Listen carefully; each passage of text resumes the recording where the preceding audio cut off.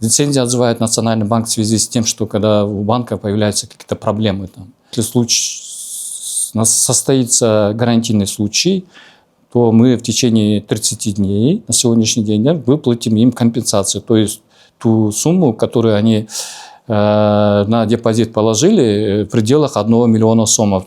То есть это разумно держать депозиты в разных банках до 1 миллиона сомов? На сегодняшний день где-то около 200-300 миллиардов сомов у населения на руках там. А этот показатель несколько лет тому назад 2 раза больше было там. Вы можете, не выходя из дома, перевести эти депозиты с одного банка в другой банк, где больше процента по депозитам. Можно вот на этом тоже зарабатывать деньги там. Здравствуйте. Доверяя деньги банку, каждый хочет быть уверен в том, что депозит вернется. Но что будет, если у банка отзовут лицензию? Кто будет возвращать средства и в каком объеме? Об этом мы сегодня поговорим с исполнительным директором Агентства по защите депозитов Кадырбеком Букуевым. Здравствуйте. Добрый день. Хочу сказать о том, что на сегодняшний день у нас в Кыргызстане функционирует 26 коммерческих банков, которые принимают деньги населения на хранение. Население, хочу сказать о том, что каждым годом больше доверяют банкам. На сегодня количество счетов открытых в банках на депозитах составляет около 24 миллионов. Вот. Это означает, что количество населения это всего на сегодняшний день составляет в Кыргызстане 7 миллионов 400 миллионов. Часто задают вопрос о количестве счетов, откуда столько. Хочу объяснить о том, что многие люди давно уже финансовую грамотность свою повысили и, значит, по несколько счетов имеют, значит, в банках, да, разных. Что касается вашего вопроса, насколько надежно защищены денежные средства населения в банках, хочу ответить о том, что вот за последние 10 лет в Кыргызстане не было случая, когда Национальный банк какого-то банка лицензию отзывал. Лицензия отзывает Национальный банк в связи с тем, что когда у банка появляются какие-то проблемы. Вот последние 10 лет таких проблем не было. Это объясняется тем, что в Кыргызстане финансовая система стабильно развивается, уровень стабильности очень хороший. Как вы наблюдаете, внешние иностранные инвесторы даже очень активно к нам идут, потому что и законодательство, и налоговое законодательство очень хорошее для бизнеса, для внешних инвесторов. Вот чтобы было понятно. Агентство по защите депозитов, оно работает примерно как социальный фонд. Да? Банки какой-то 2%, да? 2% от всех депозитов перечисляют в агентство защиты депозитов. Вы занимаетесь увеличением этих средств путем... В 2008 году был принят закон о защите банковских вкладов, депозитов в Кыргызской республике. В соответствии с этим законом в 2008 году было создано агентство по защите депозитов Кыргызской республики. Значит, для защиты средств населения мы формируем фонд. Фонд формируется за счет, в первую очередь, взносов этих коммерческих банков по твердой ставке 2%, 0,2% годовых от депозитной базы коммерческого банка. 4 раза в году, 4 квартала, ежеквартально они вот от этой суммы, от депозитов в расчете 0,2% годовых, они нам вносят взносы. Сумма накопленных взносов вот с 2008 года в фонде сейчас находится 10 миллиардов 400 миллионов сомов. И ежеквартально, ежегодно эта сумма увеличивается. И мы об этом постоянно населению информацию даем, чтобы они знали, что если состоится гарантийный случай, то мы в течение 30 дней на сегодняшний день выплатим им компенсацию. То есть ту сумму, которую они на депозит положили в пределах 1 миллиона сомов с учетом начисленных процентов. Многие граждане об этом знают. Кто не знает, в банковских учреждениях в соответствии с законом о защите вкладов депозитов обязаны разъяснительную работу провести о том, что существует закон о защите банковских вкладов, существует агентство по защите депозитов. Не беспокойтесь, не переживайте. В том числе они тоже знают, банковские сотрудники, о том, что за последние 10 лет в Кыргызстане не было случая банкротства какого-то банка, отзыва, лицензии и так далее.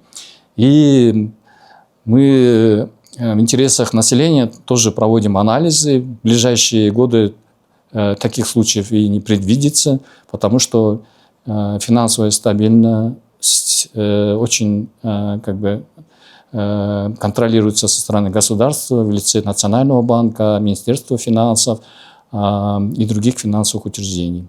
А если все же что-то случится, мало ли что, какой-нибудь ЧП, то какая сумма гарантирована? Гарантированная сумма – это 1 миллион сомов с учетом процентов, начисленных в национальной валюте. А вот смотрите, многие же люди держат депозиты не в одном банке. Если у него есть несколько депозитов, к примеру, 3 депозита в 3 банках, вы возвращаете 3 миллиона сомов или... Если одновременно в 3 банках случится, что Национальный банк у них отзовет лицензию, значит, мы расчет будем делать по отдельности, в 3 банках по отдельности. Это 1 миллион расчета в одном банке, сумма компенсации. То есть это разумно держать депозиты в разных банках до 1 миллиона сомов? Да, разумно. Поэтому многие люди это понимают и стараются разбить свои сбережения на и держат они в разных коммерческих банках. Но вероятность о том, что одновременно несколько банков отзовут лицензию, это очень маловероятно, да? Таких случаев в истории Кыргызстана и не было потому что у нас очень строго контролируется деятельность банков со стороны Национального банка. Прогнозы делаются, анализируется деятельность каждого банка на сегодняшний день, на перспективу и так далее. Вот все же вы говорите, что никаких ЧП в ближайшее время не предвидится, но все же в таком случае вы сказали о накопленных 10 миллиардах сомов, достаточно ли этих средств? Да, хороший вопрос. Этих средств недостаточно будет, но на эти случаи предусмотрено законодательством меры. Если наших денежных средств не хватать будет, то мы обращаемся в правительство в лице Министерства финансов и можем обратиться и в Национальный банк за поддержкой, за выделением специального кредита. Это в законе предусмотрено. Значит, пока такого случая не было, чтобы мы в государство помощь просили. А так, денежные средства в фонде у нас, как я выше сказал, ежеквартально, ежегодно увеличиваются за счет того, что население постоянно доверяет, и все научились и поняли о том, что денежные средства лучше хранить в банковских учреждениях. Это, во-первых, удобно, и банки сами тоже очень хорошие технологические условия создали. Мы незаметно сами, видите, наблюдаете, да? Мы уже не хотим с собой наличку брать. Даже в сельских регионах даже можно рассчитаться в безналичной форме. Вот. И поэтому люди, денежные средства все несут в банки, и вот сумма депозитов в банках стремительно растет. Скоро, наверное, вот по результатам полугодия мы прогнозируем, сумма депозитов в банках составит 1 триллион сомов, да? Возможно, чуть даже и больше. Это хороший показатель, для всей экономики Кыргызстана. Как вы знаете, денежные средства в банках просто так не залеживаются, потому что для того, чтобы населению начислить вот эти проценты и вернуть, банки должны зарабатывать. И банки тоже вот эти денежные средства инвестируют в разные проекты, они выдают кредиты за счет этих депозитов, хорошие доходы получают и хорошую прибыль получают. Вот. У нас банковская система очень тоже хорошо развивается, и их прибыль тоже ежемесячно увеличивается. Вот, поэтому и народ тоже об этом знает, и каждым разом доверие населения растет банкам. Вы говорите о стремительном росте вкладчиков в депозиты. Можете озвучить примерную сумму, к примеру, чтобы было понятно, какой это рост, данные на сегодня и, к примеру, 5 лет назад, 2 года назад, год назад, может быть, сколько тогда депозитодержателей было и сколько сейчас? Вот последние отчетные данные показывают по состоянию на 1 апреля, по результатам это первых 3 месяцев текущего года, 2026 года, на депозитах в банках сумма составила 928 миллиардов сомов. А в прошлом году объем этих депозитов выросла на 37%. Ежегодная депозитная база как минимум на 30-40% растет там. Вот. Еще хотел бы, пользуясь моментом, сказать о том, что депозиты бывают в национальной валюте и иностранной валюте. Часто спрашивают, защищаются ли только в национальной валюте, а в инвалюте как? В иностранной валюте, независимо от вида валюты, все депозиты в Кыргызстане защищены там. Вот. И сумма защиты тоже составляет 1 миллион сом, в эквиваленте, да? Вот. Так, еще для того, чтобы сумма фонда у нас в целях защиты вкладов в депозит населения росло, мы над этим работаем. Как мы в начале беседы отмечали, мы формируем фонд за счет взносов коммерческих банков 0,2% годовых. Сейчас мы, изучив международный опыт, во многих странах мира, фонд формируется по принципу дифференцированной системы расчета взносов. То есть, как мы все понимаем, банковская деятельность сопровождается разными рисками. Вот. Сейчас мы будем анализировать риски банков по информации, которую они нам предоставляют. В зависимости от этого, у нас будет потом еще 5 групп банков, которых в одних максимальные риски, у вторых минимальные риски. У кого больше рисков, тот будет больше взносов платить.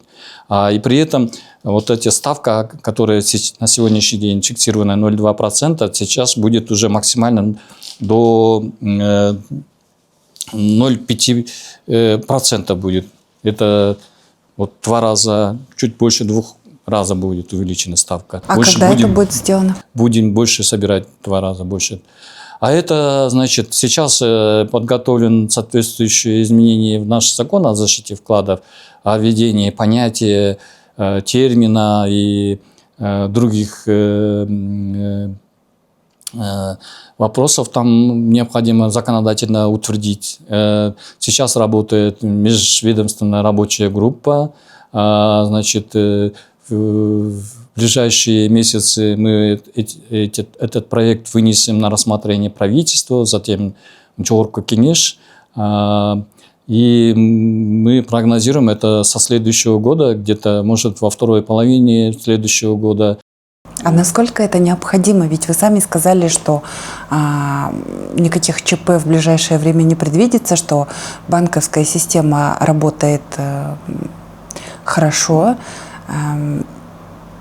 Ведь такие нововведения сразу же скажутся на условиях для вкладчиков. Сразу могут им уменьшить ставки по депозитам, правильно? Нет, это не отразится на ставках по депозитам. В целом финансовая система работает для того, чтобы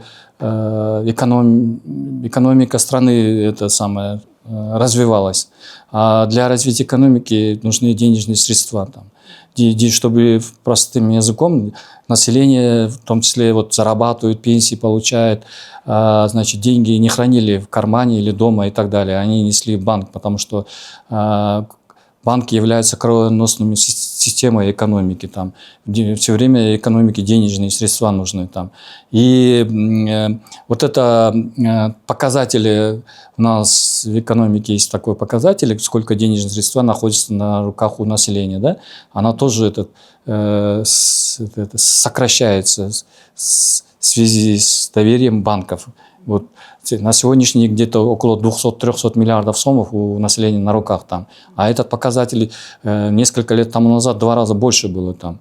Вот. И вот в связи с тем, что банки начали в своих интересах современные банковские автоматизированные технологии предлагать, элементарные банковские приложения, которыми мы через телефон пользуемся, удобные и так далее. Благодаря этому население денежные средства начали в банках хранить, и это банкам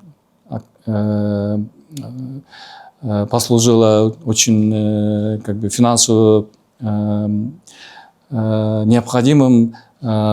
Благодаря этому они сейчас очень хорошо зарабатывают. Там. Вы, наверное, мы все наблюдали, раньше их доходы составляли миллионов сомов, сейчас они зарабатывают в миллиардах сомов. Вот. И это им выгодно, и для экономики Кыргызстана. Там. Потому что через банки и правительство, в целом государство тоже социальные значимые эти экономические проекты тоже реализуют там, совместно с коммерческими банками. Там. Среди коммерческих банков есть еще государственные банки, 2 крупных. Там. Это Илдик банк и Айлбанк. Да? А еще есть несколько банков, где есть доля государства. Там. Но флагманом банковской системы являются системные 2 банка, Илдик банк, Айлбанк. Про них почему я говорю? Потому что, во-первых, они государственные, и население тоже очень хорошо им доверяет. Во-первых, государственный банк. Вот я рассказывал же, что в банках объем депозитов составляет 928 миллиардов сомов на последнюю отчетную дату. 1/3 депозитов хранятся в этих 2 государственных банках. Айлбанке и Илдик банке. И количество счетов населения тоже по количеству самое максимальное. Многие открывают счета в этих 2 государственных банках. И в том числе этому послужило условие с их стороны. Эти 2 государственных банка почти во всех крупных населенных пунктах присутствуют там. Вот. Население на это тоже ориентируется там. Хотелось бы узнать у вас, как у специалиста, достаточно ли хорошие условия на сегодня для вкладчиков создали банки? Да, условия хорошие. Первый показатель – это процентная ставка по депозитам. Люди выбирают банки для депозита по ставке, по максимальной. На сегодняшний день максимальные процентные ставки составляют от 14-14,5%. Иногда бывает, в Комбанке по необходимости акции объявляют, когда и по их ликвидности им нужны дополнительные ресурсы, то бывает иногда до 19, до 18, до 20% доходит процент. Акции это краткосрочные, да, 1 месяц или 2 месяца. А на сегодняшний день 14-14,5% есть депозиты, и население это удовлетворяет. И есть много случаев, когда не только наше местное население, и население соседних государств тоже приходят, наши банки не отказывают, и на депозитах денежные средства тоже у нас хранят в Кыргызстане. Там, потому что видят о том, что политическая, экономическая у нас и стабильность, экономика развивается. Потом еще очень важный момент хотел подчеркнуть о том, что в целом в стране почему количество депозитов растет, потому что многие поверили и становятся свидетелями о том, что эта ипотечная система у нас хорошо работает. А для этого во многих случаях первоначальный взнос должен быть там. Поэтому они тоже накапливают денежные средства в коммерческих банках. Там. Хорошо. Все больше кыргызстанцев становятся жертвами мошенников. В том числе через банковские приложения банки на граждан оформляют кредиты, снимают со счета деньги.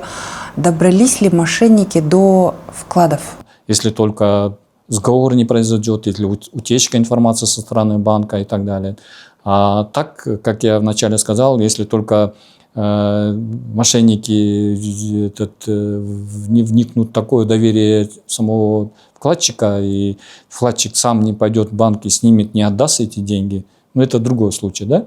А так это информационная защита в банках очень максимальная там. Я как-то не слышал о том, что такие случаи были. Возможно, были. Ну, я не уверен, что такие случаи были там. Я сам долгое время в банках работал.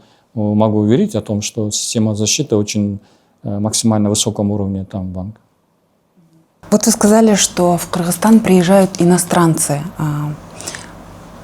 и вкладывают свои средства в банки. Вы можете привести примерно для сравнения ставки по кредитам в Кыргызстане, ставки по депозитам в Кыргызстане и в соседних государствах, к примеру? Примерно процентные ставки в соседних государствах почти одинаковые. Там. Почти одинаковые.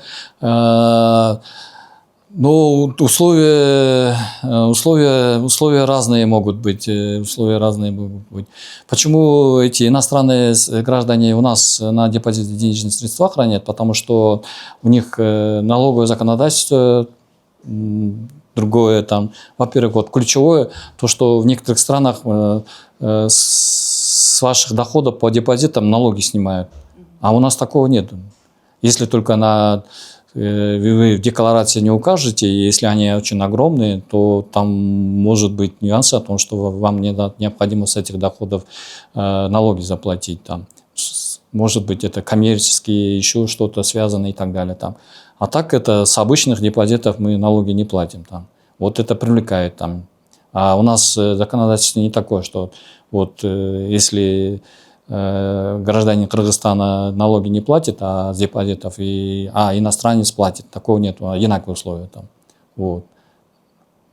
Поэтому и в целом в экономике вот таких налоговых, скажем, льгот для граждан, для предпринимателей очень много, и поэтому иностранцы тоже интересуются условиями бизнеса в Кыргызстане, и многие поэтому и сюда приходят. Там много. Угу. Расскажите, пожалуйста, о планах на ближайшее будущее агентства. Агентство по защите депозитов Кыргызской Республики изначально задача наша создать и развивать систему защиты депозитов. Мы успешно создали. В начале, в 2008 году сумма компенсации, составляла всего 20 тысяч сомов. Там. И вот за 20 лет сумма эта выросла до 1 миллиона сомов. Там. Ваши депозиты, уважаемые телезрители, в банках защищены со стороны государства, лица агентства по защите депозитов в сумме до 1 миллиона сомов с процентами, которые начисляются по вашим депозитам. Это достаточно большая сумма, 1 миллион сумм. Ну и ваши рекомендации вкладчикам, может быть, вы даже знаете лайфхаки, как больше заработать на депозитах? Как я говорил о том, что следите за информацией по депозитам в банках. Это доступно. Каждый коммерческий банк имеет свой интернет-сайт. Каждый день там информация меняется. Если вы обслуживаетесь и депозиты у вас в одном банке, если вы увидите о том, что в другом банке процентные ставки больше стало, там, вы можете перевести. Сейчас эта технология позволяет. Вы можете, не выходя из дома, перевести эти депозиты с одного банка в другой банк, где больше процентов по депозитам. Можно на этом тоже зарабатывать деньги там. Вот. И потом многие тоже не интересуются, доверяют своему работодателю. Денежные средства же в виде заработной платы тоже через банки поступают на карточку каждого работника. Вы можете коллективно заключить договор с этим банком, какую-то вам льготу дали или там какой-то специальный процент дали на ваши остатки по денежным средствам на ваших карточках, чтобы они там индивидуальную процентную ставку начисляли. Да. так тоже можно договориться с банком.